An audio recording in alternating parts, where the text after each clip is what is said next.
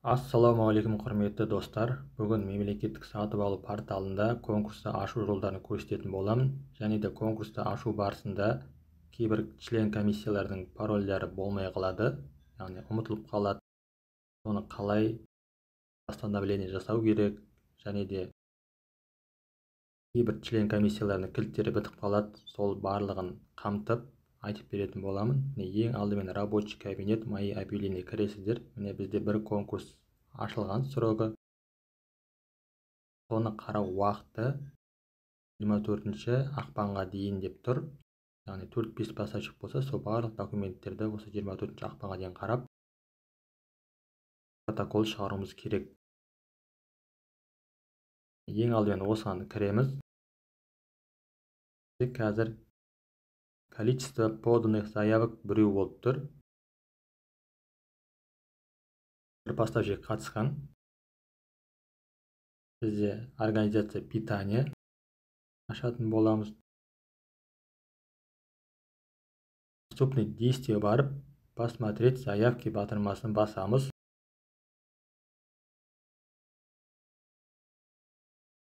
Заявки басқаннан кейін заявка поставщиков деп неше поставщик қатысты, сол поставщиктердің заявкасы тұратын болады. Бізде қазір бір ғана поставщик қатысқан. Осындай күн аралықта номер заявка деп сол заявкаға басатын боламыз.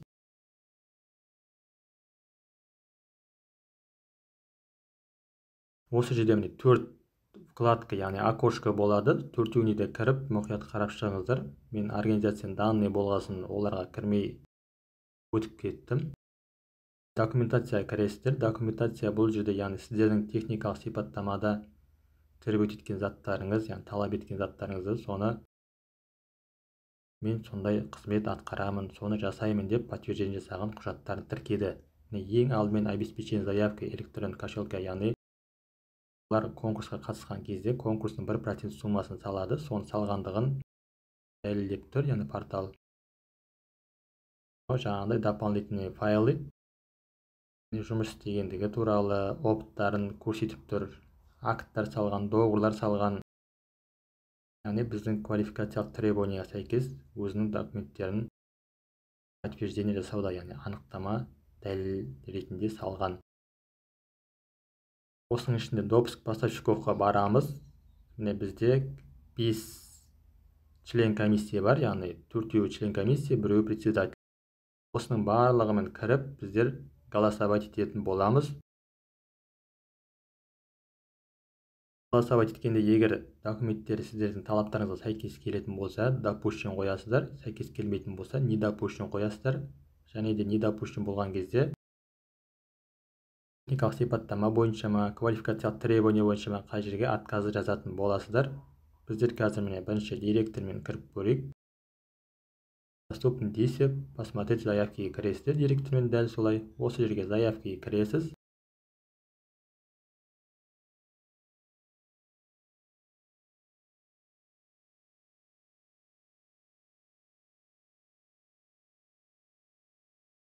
Заявка ашылды. Допуск поставщиков по лотам дегенге біздер жаңа барлық документтерін негізі қарап шықтық. Бәрі бір ауыздан келісіп тұр допущенге. Общие документы по всем лотам дегенге допущен қойдық, яғни 39 правила бойынша. Және ең астында тағы да міне тұр. Соны басасыздар да 3 жерге допущен қоясыздар, егер допущен болса.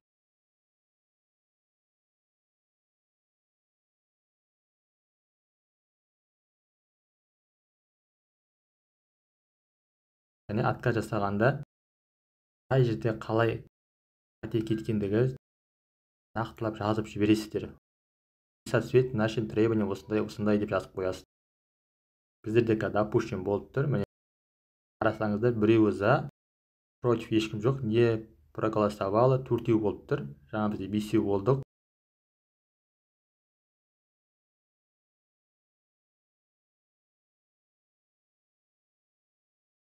Қалған 4-еумен де біздер дауыс беріп шығамыз. Рабочий кабинет, мои объявления кіріп, дәл осылай услугаға басасыздар.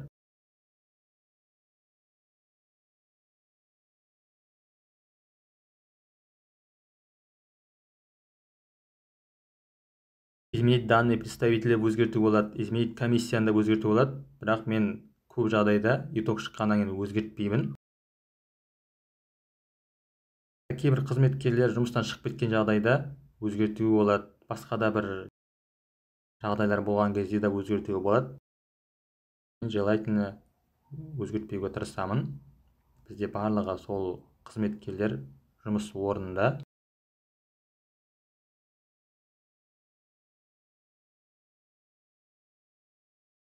Қалған член комиссиямен кіріп жатырмыз. Пароль ұмытып қалған болсаңыздар, оны да алдағы уақытта мен көрсетемін. Дәл осы видеода мұқият қарап отырыңыздар. Мен тағы бір комиссиямен кіріп, посмотреть заявки басып, екеуіне де міне бірінші общие документы және документы по каждому лоту деген кезде де допущен қойып, астына міне голосовать батырмасын басып, голос бердік.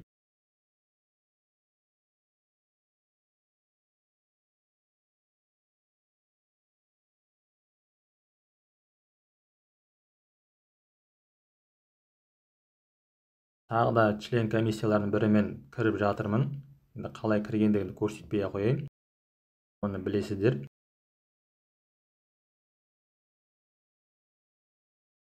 Қалған член комиссиямен дәл осылай кіріп, дауыс беретін боласыздар.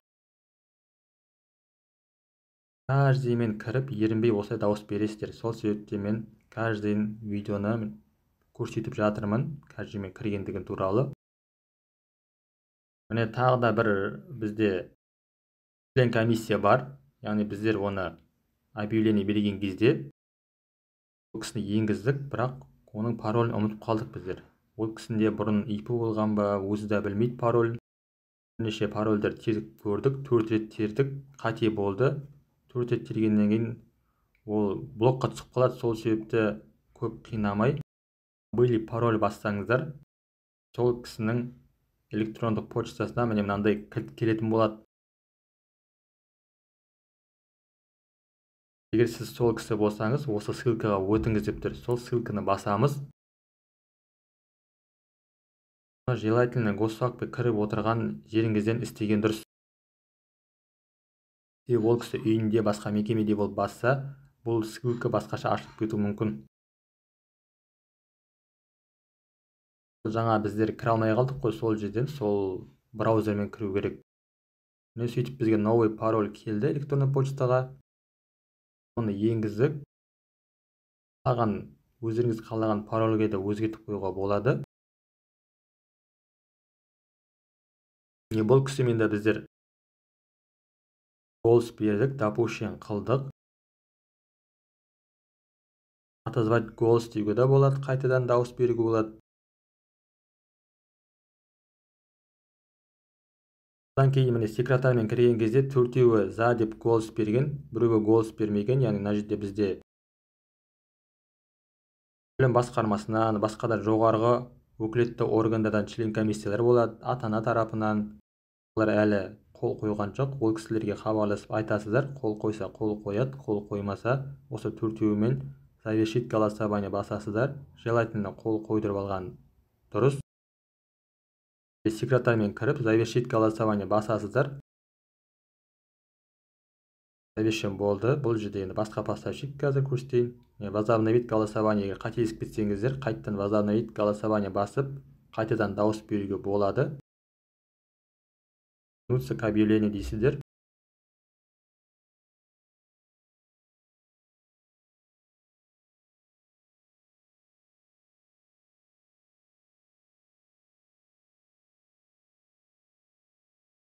Протоколға барып, протоколдың ішін қарайсыздар.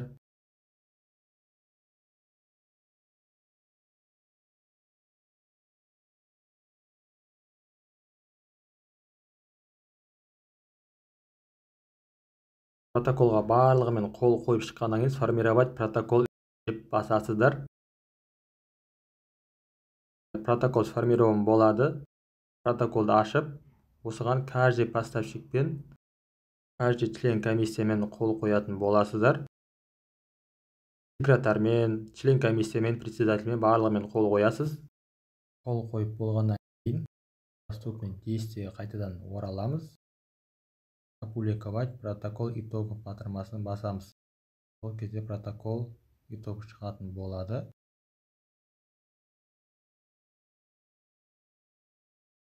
Қарасаңыздар, статус объявления завершен болды.